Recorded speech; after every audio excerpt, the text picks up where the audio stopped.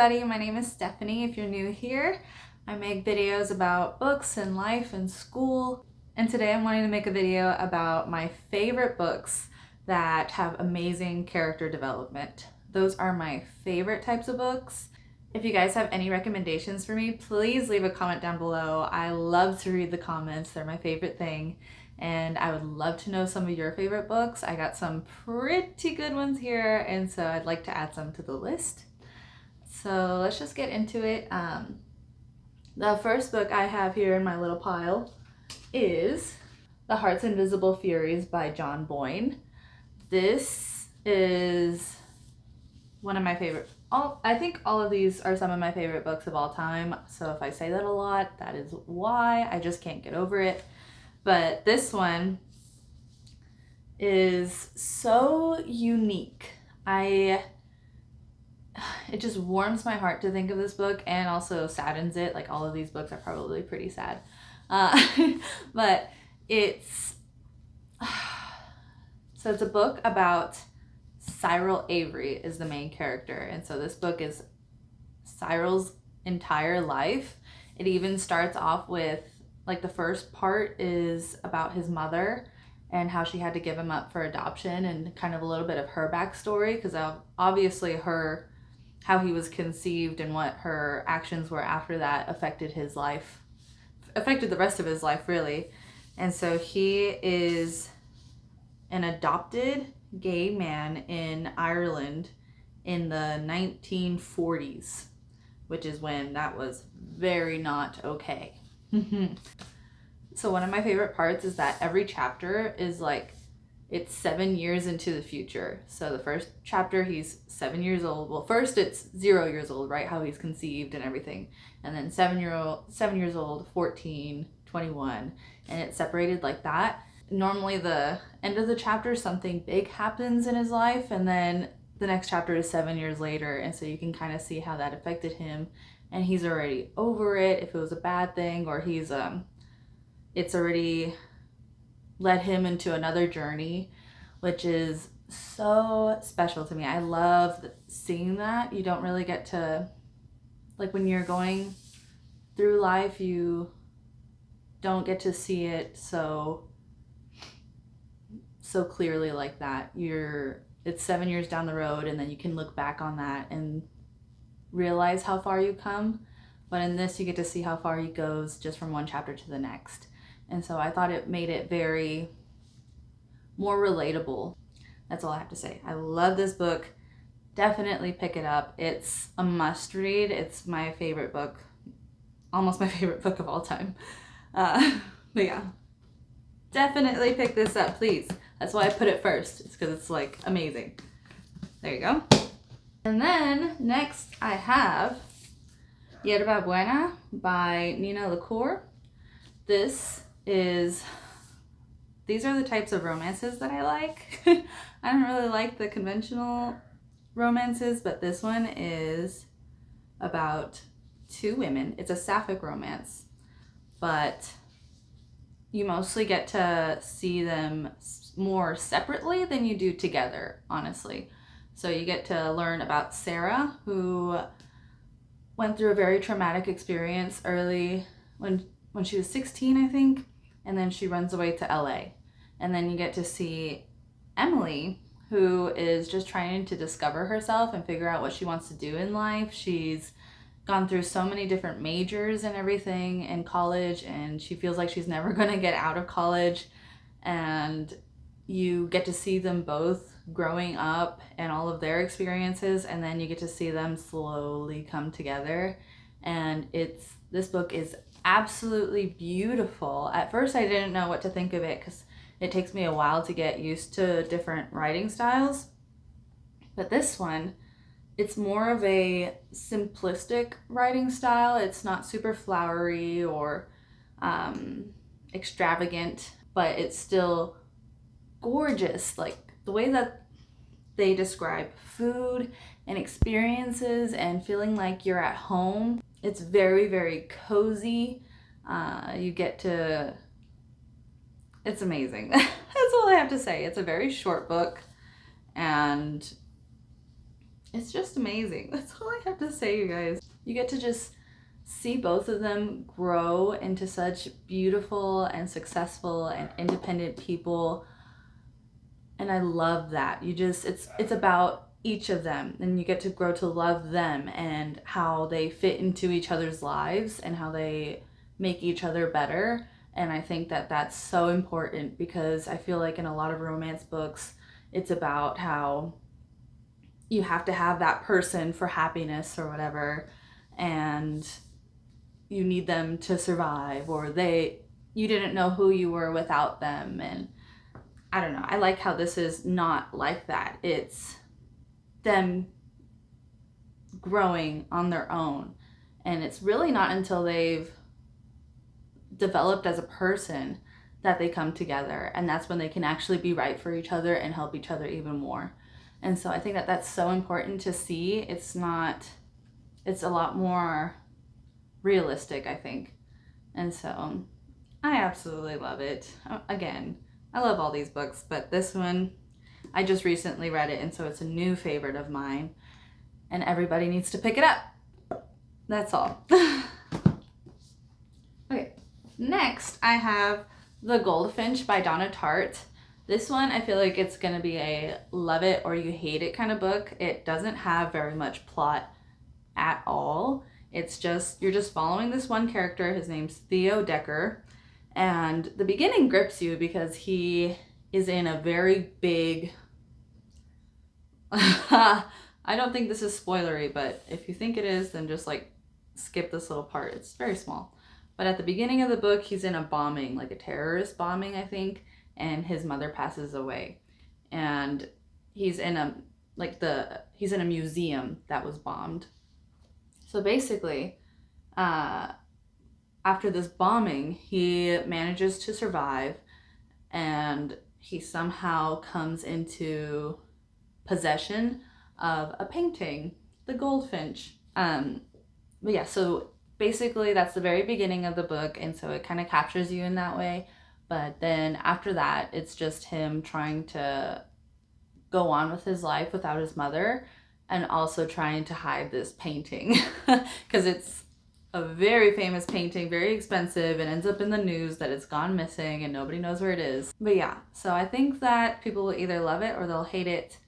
I loved it. I just loved getting to see Theo, and he's gone through so much just at such a young age, and then you get to see him in different phases of his life, and most of them are just because of who he is thrown with. He gets to go live with his dad for a little while, and then he gets to find this antique store that makes a big difference in his life. He falls in love. He becomes friends with Boris. Boris, that's all I have to say. Just like remember Boris whenever you're reading this, and you'll understand. Boris is very memorable. He's one of my favorite characters. Well, he's my favorite, but also my least favorite. He sucks, but he's also the best. That's all I have to say. And through all this, he's still haunted by this painting and what happened to him in the past. And I just think it's beautiful. That's all. Read it if you dare. Next, I feel like I talk about this book all the time. If you haven't seen any of my reading vlogs, I feel like I at least bring it up once. But this is The Rules of Magic by Alice Hoffman. I need to reread it. I only read it the one time, which is kind of insane since I'm so obsessed with it. But this is the sequel to Practical Magic by Alice Hoffman. Well, it's actually the prequel. And I love this one. I also read Practical Magic, but I didn't like it as much as I love this one. It's so good, and I need to read the others. And I think they are also prequels. Like, it just keeps going further back. So basically there are 3 siblings. 2 of them were the aunts in Practical Magic, but they also have a brother. And basically how they grew up with their mom trying to hide everything related to magic in them because she rejected it and tried to move away from that. And so she was trying to protect her children from that, but they end up being able to go to their aunt's house every summer, I think. and you get to see them grow as people. They are such amazing characters. Franny is super strong-willed and independent. They describe her as like pale skin with fiery red hair, and she can talk to birds. She has like a very great relationship with birds. And then her sister Jet is super shy but unbelievably beautiful. And their brother is Vincent is always getting into so much trouble.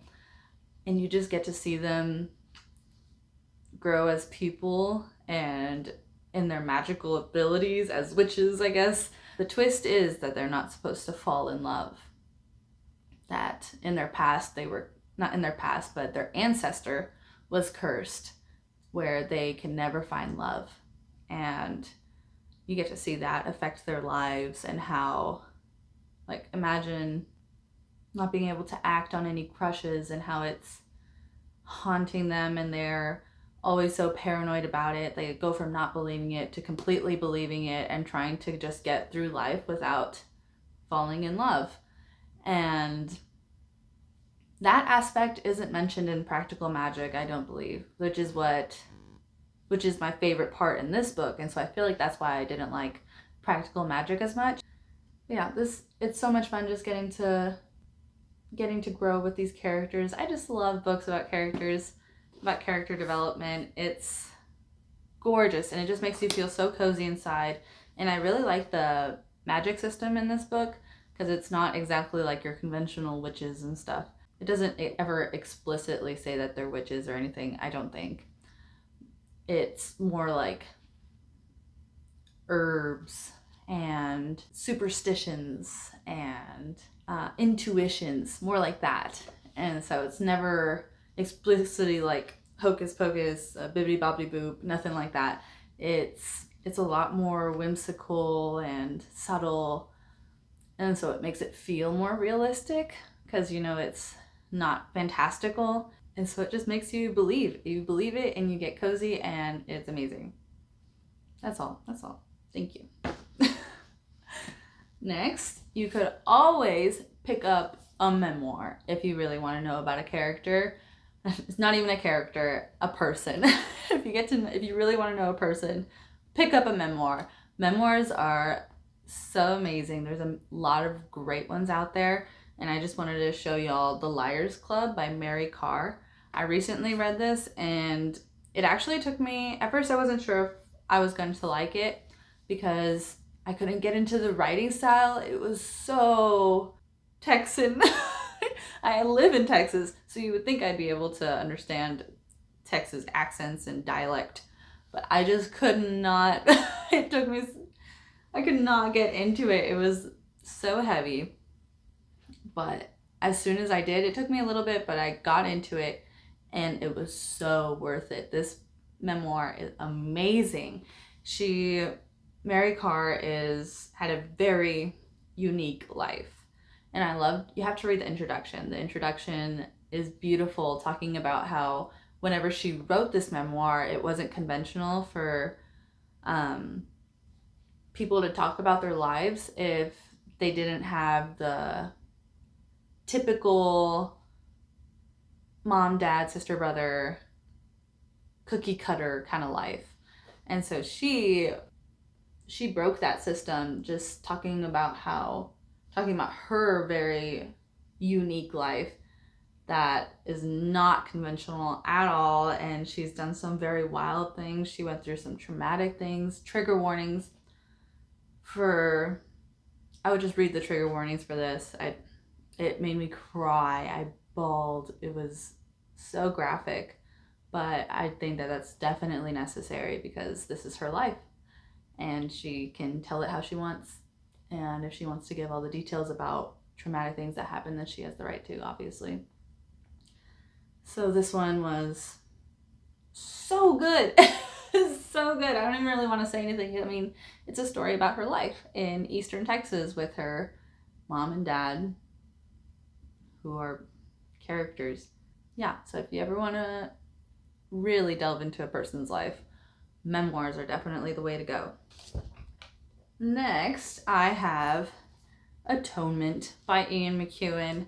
I love this book. I had to read it in high school, hence my disgusting tabs I got going here. I had to write this big paper on it. It was very stressful. I didn't have any post-it tabs. It's fine. We're just ignoring them. So this is another book that is centered around a critical point in a young person's life. Bryony, when she is 13, she makes a decision that ends up affecting people's lives pretty drastically. You get to see kind of her imagination running wild, and you have to I'm trying to not give away anything. You have to read it to the very end, like read that epilogue or whatever it is, this last part called London 1999. You have to read it. It'll explain everything, and it's going to blow your mind. And you get to see how Bryony reflects on her decision that she made when she was a child, and how much that affected her growing up and as an adult, and what she tries to do to atone for her decisions, which is really interesting because when you're 13, you are so naive and you don't understand the world completely, obviously, but still the decisions that you make could affect you forever and affect the people around you. You don't know whether to love or hate Bryony. It stirs up so many different kinds of emotions, and you feel very conflicted throughout the whole thing, and it's very thought-provoking. I think this book is. I think it's a classic for a reason, and everyone needs to read it, okay? If that didn't convince you, Rory in Gilmore Girls also reads this book, so that should just convince you right there. That's it. I mean, if that's all you need to pick up this book, then I'm going to say it. And lastly is probably the favorite book of all time. It's The Time Traveler's Wife by Audrey Niffenegger. This one makes me want to cry just looking at it. So this is another one of those books with sort of sci-fi elements, where Henry can travel through time, but he can't do it willingly. He can't make himself travel through time. It normally happens when he's in a very big stressful situation, or literally just if he's in the room making coffee, he just travels through time casually. And every time he travels through time, he can't take his clothes with him, I guess. He is always naked. And this is his love story with Claire. And so basically, Claire has known him her whole life because he would travel back in time to whenever she was young. And so basically she's known him her whole life. And she gets to see him at different ages because he can't control it. He can't control where he goes or how far back when he goes. And so it kind of tells the story like that. And then it also shows, it goes back and forth between when she was young and when she is seeing him go back in time, and in his kind of present day and throughout their marriage, and as he's going back. And this is so confusing. I'm so sorry. This is so hard to explain time travel. I feel like I'm not doing it justice, you guys. And I need to do better. When you're reading it, she writes it beautifully, so it's not confusing whenever you're reading it. You completely understand the time periods and all of the time jumps and everything. It's not confusing, so I don't want you to think that. It's just I'm bad at explaining it. But basically, it's a beautiful love story where there's time travel involved, and it will break your heart. And you get to see, it's so unique. It's so very unique, where you can see how having a husband who time travels can affect your marriage, and the idea of also having a child and trying to have a normal life with a husband who will randomly disappear, and how their hardships, and they're just trying to like buy a house and go through life and you get to see them have their fights and their bickering. Like, it's still very realistic, and with this fantastical element, you just get to grow to love these flawed characters. I absolutely love it. I'm so sorry that I can't explain it correctly. It's so confusing.